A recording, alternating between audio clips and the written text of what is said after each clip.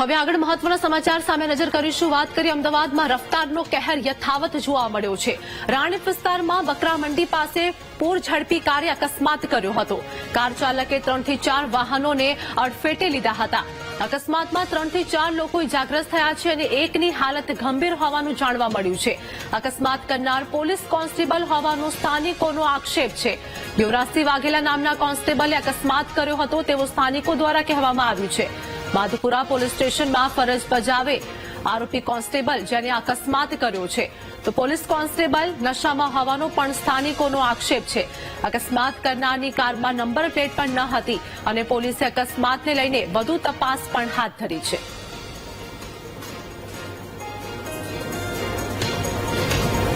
અમે ગયા ચોકીમાં અમારી ફરિયાદી લીધી છે, અમારું આંબળી થઈ એનો પરથી એને ભગાડી દીધો। અમે ઓળખીએ છીએ એમને, અમારી જોડે બેઠેલ અમે ગાધેલું અમારી જોડે છે, એટલે આપણે અમને સાચવીને એમને પોલીસ ચોકીમાં આપણે હાજર કરી દીધા। એમના ઉપર કઈ હાથ ચાલાકી તો આ છે અમે છોકરી આમાં મારી નાની છોકરી 6 મહિનાની છોકરી હમણાં 5 મિનિટથી મને ઘરે લઈ ગયા। તો અમદાવાદમાં રાણીપમાં રફતારનો કહેર યથાવત જોવા મળ્યો છે। પોલીસ કોન્સ્ટેબલે અકસ્માત કર્યો હોવાનું સામે આવ્યું છે। સ્થાનિકો દ્વારા અનેક આક્ષેપ કરવામાં આવ્યા અને ફરિયાદ પણ ન નોંધાઈ તેવું સ્થાનિકો દ્વારા આક્ષેપ કરવામાં આવ્યો છે। અકસ્માત કરનાર પોલીસ કોન્સ્ટેબલ હોવાનો સ્થાનિકો દ્વારા આક્ષેપ કરવામાં આવ્યો છે। યુવરાજસિંહ વાઘેલા નામના કોન્સ્ટેબલે અકસ્માત કર્યો હતો। માધુપુરા પોલીસ સ્ટેશનમાં આરોપી કોન્સ્ટેબલ ફરજ બજાવે છે અને પોલીસ કોન્સ્ટેબલ નશામાં હોવાનો પણ સ્થાનિકો દ્વારા આક્ષેપ કરવામાં આવ્યો છે। જેમાં સ્થાનિક દ્વારા ફરિયાદ નોંધાવવા માટે ગયા હતા પરંતુ પોલીસે ફરિયાદ પણ ન લીધી તેવો પણ આક્ષેપ કર્યો છે। તો અકસ્માતમાં 3 થી 4 લોકો ગંભીર રીતે ઇજાગ્રસ્ત થયા છે, જેમાં એક વ્યક્તિની હાલત વધુ ગંભીર હોવાનું સામે આવ્યું છે। તો અમદાવાદના રાણીપમાં અકસ્માત સર્જાયો હતો। રાણીપ વિસ્તારમાં બકરા મંડી પાસે પૂર ઝડપી કારે અકસ્માત કર્યો હતો। અકસ્માતના તમામ દ્રશ્યો સામે આવ્યા છે। રાત્રિ દરમિયાન આ ઘટના બની હતી। કાર ચાલકે 3 થી 4 વાહનોને અડફેટે લીધા હતા, જેમાં અકસ્માતમાં 3 થી 4 લોકો ઇજાગ્રસ્ત થયા હતા અને એકની હાલત ગંભીર હોવાનું પણ સામે આવ્યું છે। તો અકસ્માત કરનાર પોલીસ કોન્સ્ટેબલ હોવાનો સ્થાનિકો દ્વારા આક્ષેપ કરવામાં આવ્યો છે। યુવરાજસિંહ વાઘેલા નામના પોલીસ કોન્સ્ટેબલે અકસ્માત કર્યો હતો તેવું સ્થાનિકો દ્વારા કહેવામાં આવ્યું છે। માધુપુરા પોલીસ સ્ટેશનમાં આરોપી પોલીસ કોન્સ્ટેબલ ફરજ બજાવે છે તો પોલીસ કોન્સ્ટેબલ નશામાં હોવાનો પણ સ્થાનિકો દ્વારા આક્ષેપ કરવામાં આવ્યો છે અને સ્થાનિકો દ્વારા ફરિયાદ જ્યારે નોંધાવવા માટે ગયા તો પોલીસે ફરિયાદ પણ ન લીધી હતી તેવો પણ આક્ષેપ સ્થાનિકો દ્વારા કરવામાં આવ્યો છે।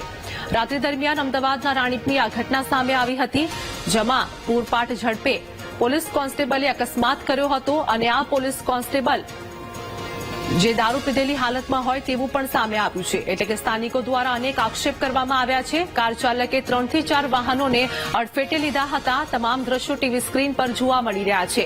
તો અકસ્માતમાં 3 થી 4 લોકો ઇજાગ્રસ્ત થયા છે, જેમાંથી ઇજાગ્રસ્તોમાં એકની હાલત ગંભીર હોવાનું પણ સામે આવ્યું છે। જેમાં પોલીસ કોન્સ્ટેબલ ઉપર અનેક આક્ષેપ સ્થાનિકો દ્વારા કરવામાં આવ્યા છે। યુવરાજસિંહ વાઘેલા નામના કોન્સ્ટેબલે અકસ્માત કર્યો છે તેવું સ્થાનિકો દ્વારા કહેવામાં આવ્યું છે। માધુપુરા પોલીસ સ્ટેશનમાં આરોપી પોલીસ કોન્સ્ટેબલ ફરજ બજાવે છે। પોલીસ કોન્સ્ટેબલ નશામાં હોવાનો પણ સ્થાનિકો દ્વારા આક્ષેપ કરવામાં આવ્યો છે અને અકસ્માત કરનારની કારમાં નંબર પ્લેટ પણ ન હતી તેવું પણ સ્થાનિકો દ્વારા કહેવામાં આવ્યું છે। તો અકસ્માતને લઈને સ્થાનિક લોકોમાં રોષ પણ જોવા મળ્યો।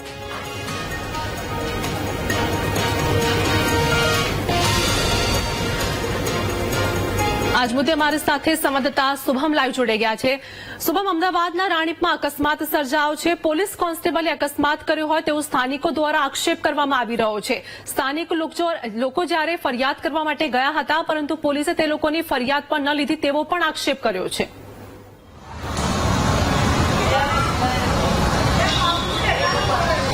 ચોક્કસ રાજકોટમાં ગત રાત્રે અમદાવાદની અંદર ગત રાત્રિના વધુ એક વખત અકસ્માતની ઘટના છે તે સામે આવી છે। શહેરના રાણીપ વિસ્તારમાં આવેલ જે બકરા મંડી છે ત્યાં પૂરપાટ ઝડપે ગાડી લઈને આવતો પોલીસ કોન્સ્ટેબલ છે તેને જે 2 બાઇક અને એક રેકડી છે તેને જે છે તે ઠોકરે લીધા હતા। મહત્વનું છે કે યુવરાજસિંહ વાઘેલા નામના કોન્સ્ટેબલે અકસ્માત સર્જ્યો હોવાની માહિતી છે તે હાલ સામે આવી રહી છે। મહત્વનું છે કે આ અકસ્માતની અંદર 3 જેટલા લોકો છે તે ઈજાગ્રસ્ત થયા હતા અને તેમને સારવાર અર્થે છે તે ખસેડવામાં આવ્યા છે. જે દ્રશ્યો બતાવવાનો પ્રયત્ન કરીશ કે બહાર પડેલો ખાટલો છે તે ખાટલો હોય કે પછી એક્ટિવા અને અન્ય એક બાઇક સહિત 3 જેટલા વાહનો છે તેને જે છે તે કચડી નાખ્યા હતા. મહત્વનું છે કે અમદાવાદ એલિસ બ્રિજ પોલીસ ચોકીની અંદર કોન્સ્ટેબલ તરીકે ફરજ બજાવતા યુવરાજસિંહ વાઘેલા નામના કોન્સ્ટેબલે છે તે અકસ્માત સર્જ્યો છે અને તે પીધેલી હાલતમાં હોવાનું પણ પ્રાથમિક વિગતોની અંદર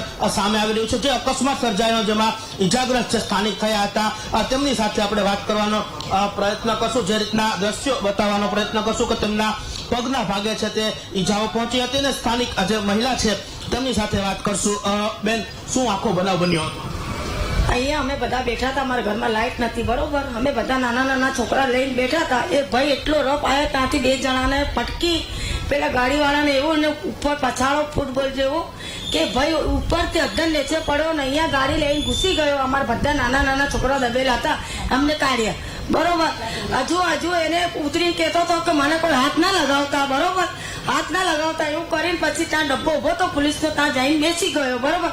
મારું બધું માલ વિખેરી થઈ ગયું, ગલ્લો લૂંટાઈ ગયું, આનું ફોન વોન બધું. અમારા છોકરાને બધા ઈજા થઈ ગઈ છે, બરોબર, બરોબર. પીધેલી હાલતમાં ફૂલ પીધેલી હાલતમાં હતો, એને હોશે નતો, બરોબર. તો તમે કઈ એક્શન લો અમારા ગરીબને માટે. આજ બીજો કોઈ કરતો તો પોલીસ વાળા મારીને તોડી નાખતા, પણ એને કશું કરવું નતું, બરોબર. મીડિયાવાળા ગયા હતા. ચોક્કસ અન્ય જે મહિલા છે કે જેમના પગમાં પણ ઈજાઓ પહોંચી છે તેમની સાથે વાત કરશું. શું આખો બનાવીને શું કહેશો?